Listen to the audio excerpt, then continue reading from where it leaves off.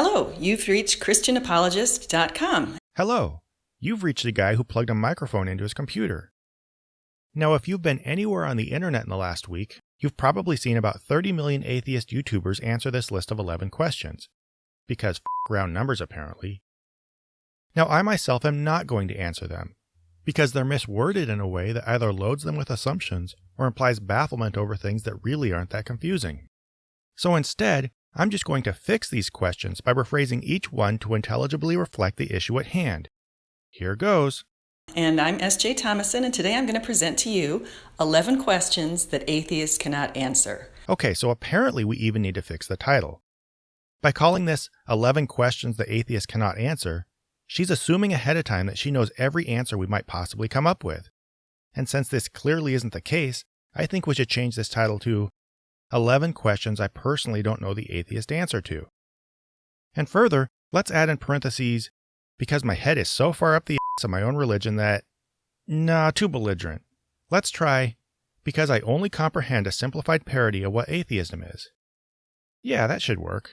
The first question, how do you explain why the early Christian martyrs preached for decades saying they saw the risen Christ? Well, as I'm sure every atheist YouTuber has already pointed out, we don't agree that any Christian martyr did anything in the early years of Christianity. I mean, if we came to the table agreeing that Bible stories actually happen, then what are we even arguing about, right?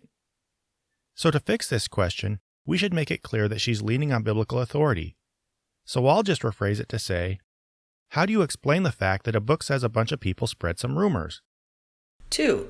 How do you explain the rise of Christianity to between 5 and 6 million by 313 when it was finally legalized from such humble roots?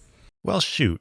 All major religions have grown from small numbers to large numbers, so fixing this question is as basic as simplifying it to, how do you explain the fact that religions grow?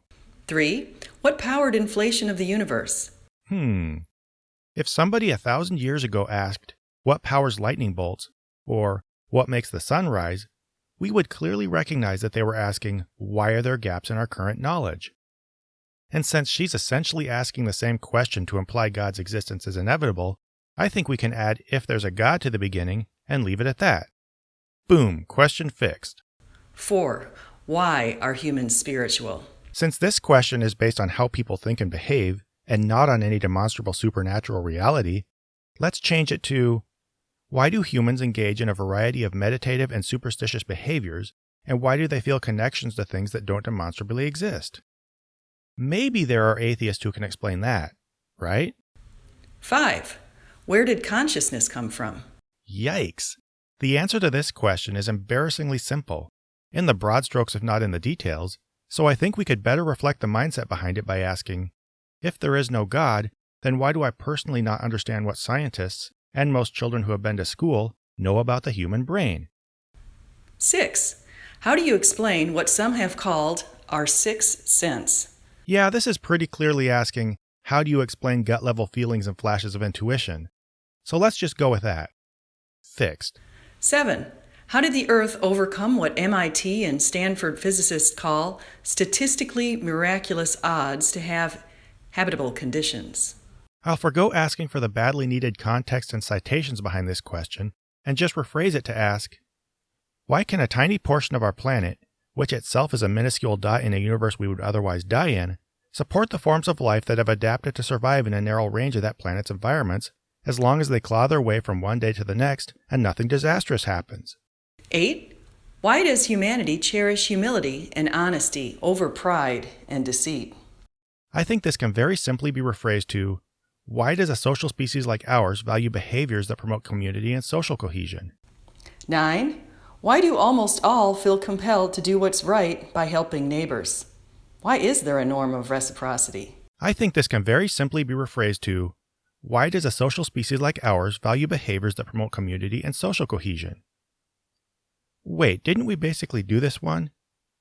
Seriously, she bumped up from a nice round 10 questions just so she could reiterate one of them? 10. What is our greater purpose? Well, this is a problematic question. We humans have varying levels and types of purpose. Some are greater than others, and at times we may agree that a goal so clearly reflects our common values that we consider it a universally shared purpose. However, Such a purpose does not need to exist, and there certainly doesn't need to be one and only one that trumps all others.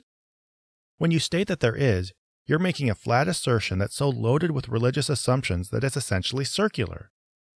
So I think the best way to fix this question is by changing it to, I've assumed that there is a thing that exists in light of my God's existence. Now explain it. And 11, why is there evil in the world? As far as we can tell, evil is just a label we give to certain behaviors or to the general impact of those behaviors. Or at least no other definition is inevitable enough to construct a gotcha question around. So to cut to the core of what this question is asking, it would be helpful to circumvent language that personifies evil or otherwise treats it as a literal force and instead just describe the phenomenon at hand. Thus I would ask, why do we have a label for behaviors that hurt other people and create social chaos? Thank you very much. You're welcome. You're also welcome for fixing your questions.